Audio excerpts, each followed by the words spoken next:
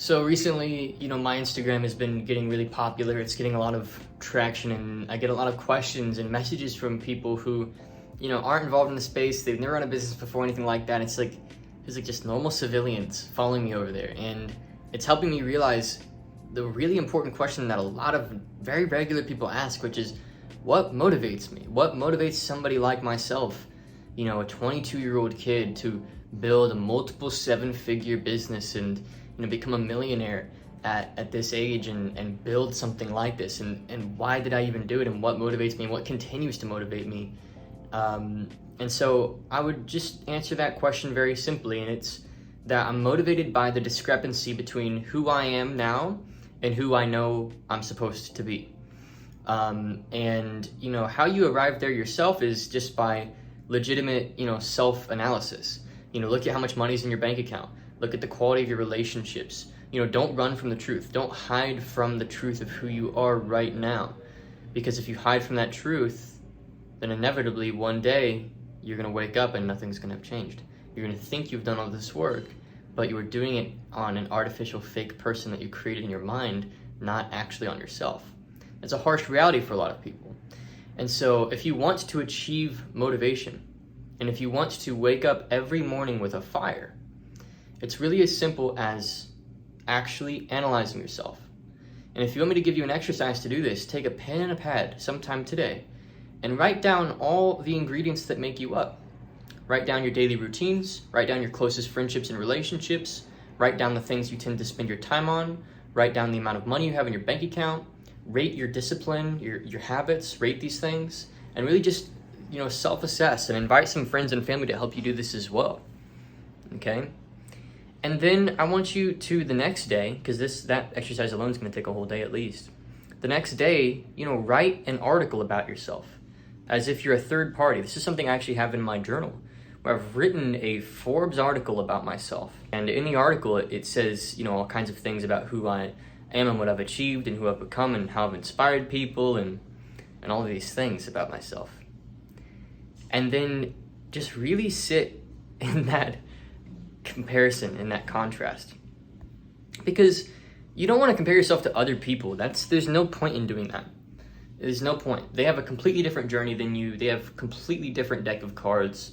They might have 3 times as more cards or 3 times less cards. They might have better or worse cards, a different mix of them.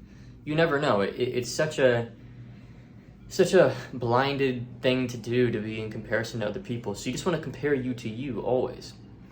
And in that way, it becomes a personal journey, which is where the real work actually happens. So then you just need to sit and ask yourself, write down a list of 5, 10, 20, 30 character traits, habits, actions, things you need to achieve, things you need to become in order for that article to one day maybe be written about you.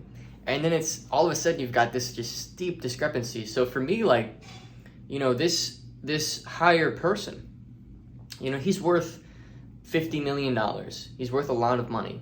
And he drives a certain set of cars. He's donated a certain amount of money. And he's inspired tons of people.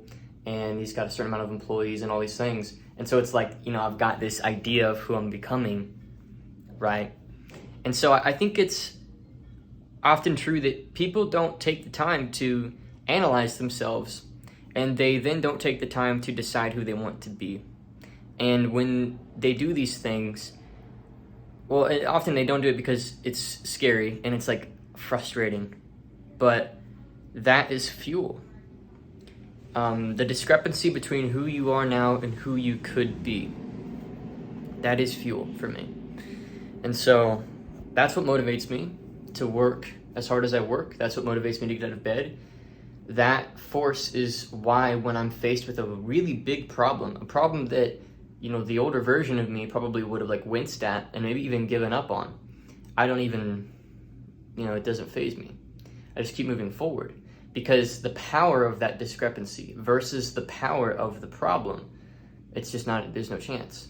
That problem stands, there's just nothing in the way at that point. It's just this little speed bump. Just roll right over it. So that's what motivates me. And I think it's probably the best thing to be motivated by. I really do. We can say things like, oh, we're motivated to give them a lot of money away. And I am motivated to do that.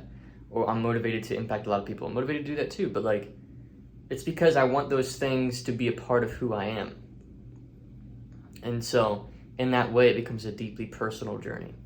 So that's how I stay motivated, and that's what motivates me, and hopefully that motivates you as well. You know, analyze yourself, create a new version of yourself, and then work to bridge the gap. That's how it works. Yeah, hope you enjoyed. See you in the next video.